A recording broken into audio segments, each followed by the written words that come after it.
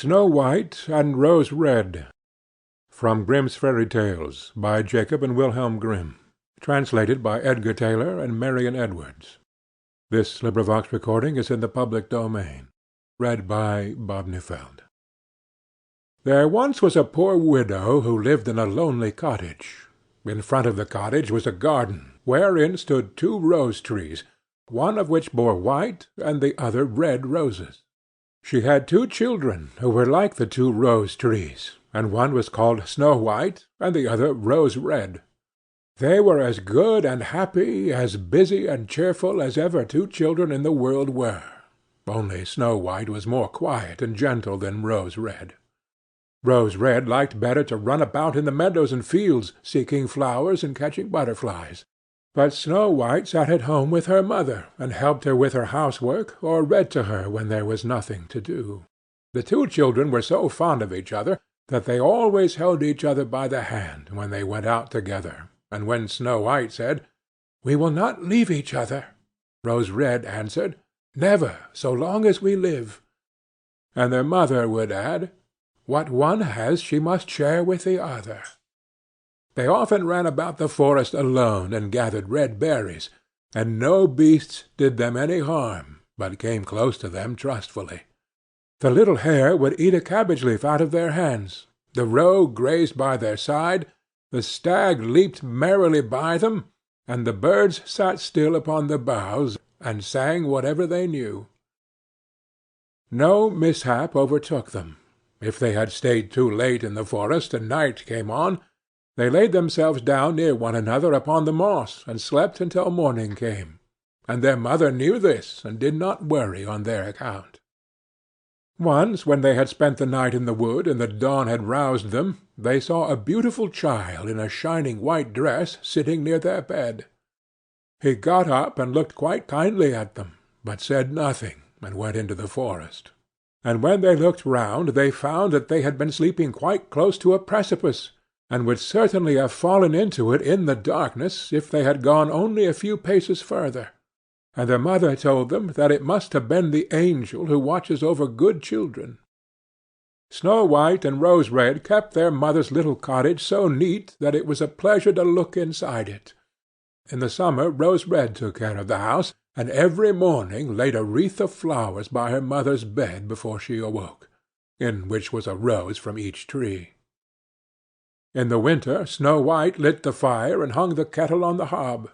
The kettle was of brass, and shone like gold, so brightly was it polished. In the evening, when the snowflakes fell, the mother said, "Go, Snow White, and bolt the door." And then they sat round the hearth, and the mother took her spectacles and read aloud out of a large book, and the 2 girls listened as they sat and spun. And close by them lay a lamb upon the floor, and behind them, upon a perch, sat a white dove, with its head hidden beneath its wings. One evening, as they were thus sitting comfortably together, some one knocked at the door as if he wished to be let in. The mother said, "Quick, Rose Red, open the door. It must be a traveller who is seeking shelter." Rose Red went and pushed back the bolt, thinking that it was a poor man.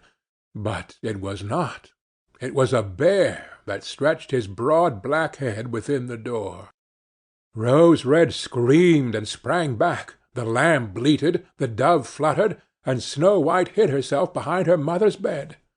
But the bear began to speak, and said, "Do not be afraid. I will do you no harm. I am half frozen, and only want to warm myself a little beside you."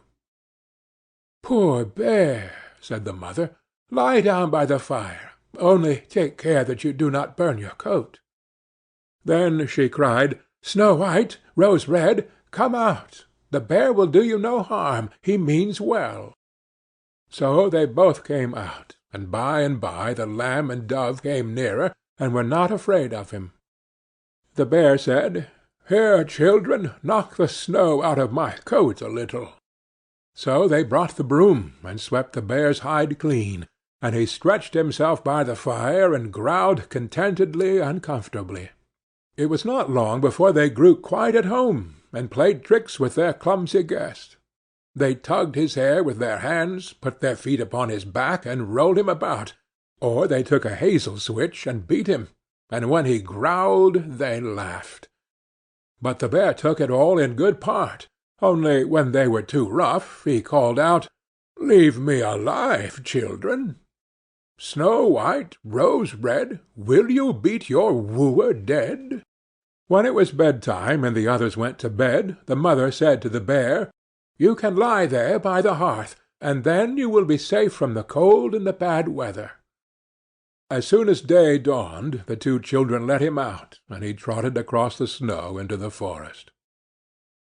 Henceforth the bear came every evening at the same time, laid himself down by the hearth, and let the children amuse themselves with him as much as they liked. And they got so used to him that the doors were never fastened until their black friend had arrived. When spring had come and all outside was green, the bear said one morning to Snow White, "Now I must go away, and cannot come back for the whole summer." "Where are you going, then, dear bear?" asked Snow White.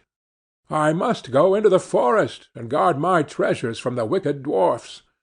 In the winter, when the earth is frozen hard, they are obliged to stay below, and cannot work their way through.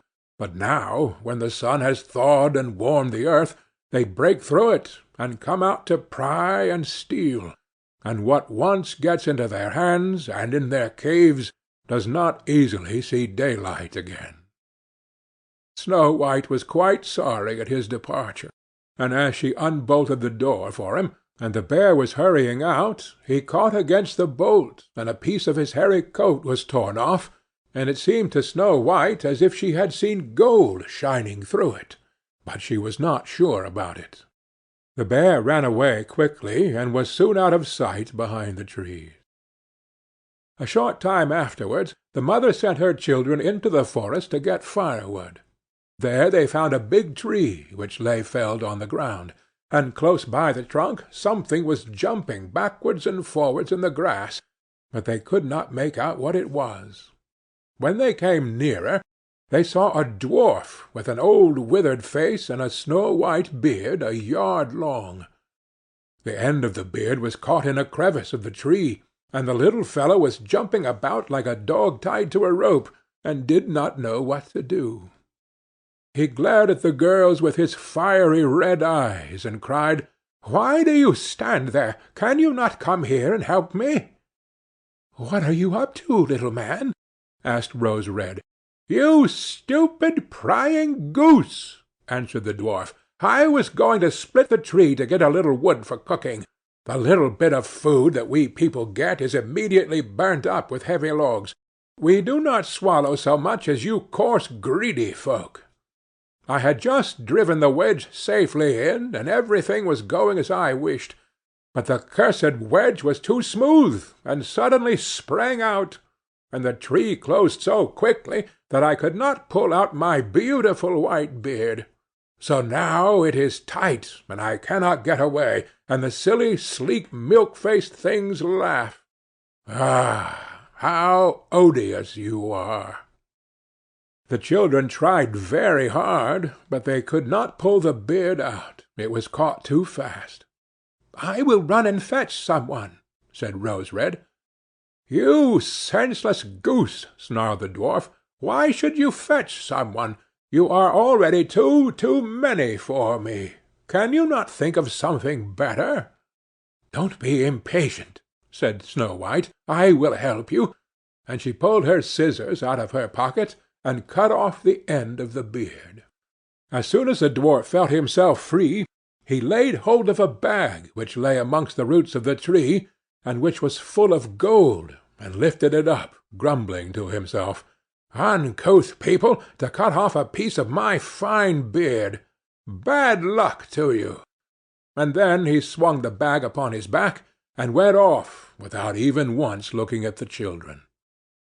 Some time afterwards, Snow White and Rose Red went to catch a dish of fish. As they came near the brook, they saw something like a large grasshopper jumping towards the water, as if it were going to leap in. They ran to it, and found it was the dwarf. "Where are you going?" said Rose-Red. "You surely don't want to go into the water?" "I am not such a fool," cried the dwarf. "Don't you see that the accursed fish wants to pull me in?" The little man had been sitting there fishing, and unluckily the wind had tangled up his beard with the fishing-line. A moment later a big fish made a bite, and the feeble creature had not strength to pull it out. The fish kept the upper hand and pulled the dwarf towards him. He held on to all the reeds and rushes, but it was of little good, for he was forced to follow the movements of the fish, and was in urgent danger of being dragged into the water. The girls came just in time. They held him fast, and tried to free his beard from the line. But all in vain. Beard and line were entangled fast together. There was nothing to do but to bring out the scissors and cut the beard, whereby a small part of it was lost. When the dwarf saw that, he screamed out, "Is that civil, you toadstool, to disfigure a man's face? Was it not enough to clip off the end of my beard? Now you have cut off the best part of it. I cannot let myself be seen by my people. I wish you had been made to run the soles off your shoes." Then he took out a sack of pearls which lay in the rushes, and without another word he dragged it away and disappeared behind a stone. It happened that soon afterwards the mother sent the two children to the town to buy needles and thread and laces and ribbons. The road led them across a heath, upon which huge pieces of rock lay strewn about. There they noticed a large bird hovering in the air, flying slowly round and round above them. It sank lower and lower, and at last settled near a rock not far away. Immediately they heard a loud, piteous cry.